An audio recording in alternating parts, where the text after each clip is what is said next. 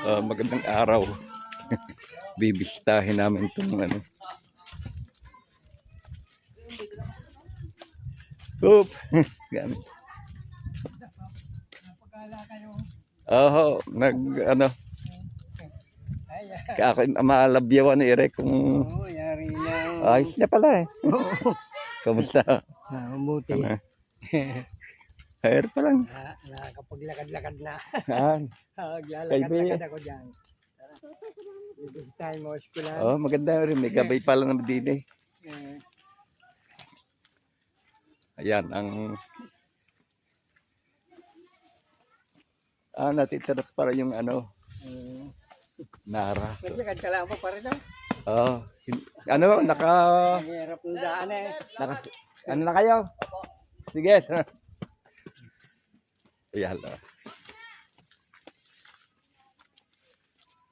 Ayan, abay, nice nga, ano. Ayan, ganun pala. Malaking eskwelahan to. Ayos na, malaki-laking school na ito. Bali ilang room mo lahat to 2, 3, 4, 5, 6. Ano? Ito po ang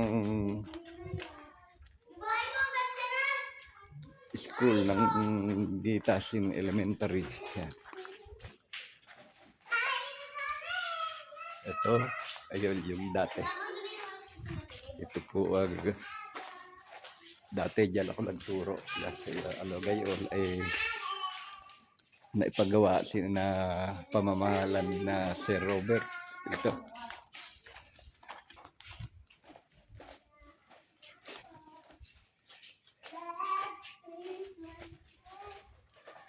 Yan, sige, bisita ko lang yun. Ito, tabi ng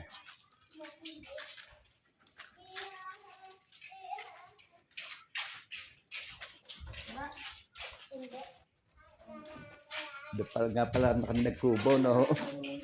Nasa bandang baba yun, may kubo kami dati dyan. Yan ang kukunan ng tubig eh, hindi ko na yayari eh.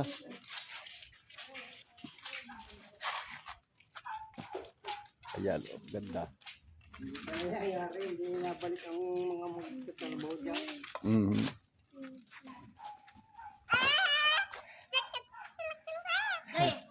Wala.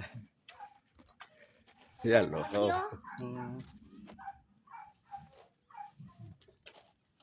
Ayun, dati. Umalis na yung mga magtatrabaho rito eh. Lumipat na. Sabi sa akin yung iba ay lilipat daw sa Naik. Yung iba ay uuwi muna raw sa kanilang probinsya. Baka tapos na naman yata. Tapos na. Wala na. Yari-yari na yan. Ayos na naman pala. Yari-yari na yan. Yun sa PTA na yun yung mga lang dyan. Mga landscape. Yung itong pusong itong ginagawa. Ay gagawin nila mga ano. Maaaring baka siguro makapasko puntahan yan. Kasi baka sila eh. Ay magpapasko pa, busy. Kaya na lang eh. Pero ibang kontrata na yata yung pusong yan. Ay iba yan, ibang hindi nakasali yan dito. Kani-kanyang yan eh, kontrata. Pero maganda talagang Napakagandang eskwelahan ito, Tiboy. Ayos na ayos. Ang luwag. Yung eskwela rito luwag na luwag dyan sa mga room na yan. 4 room ang lalaki.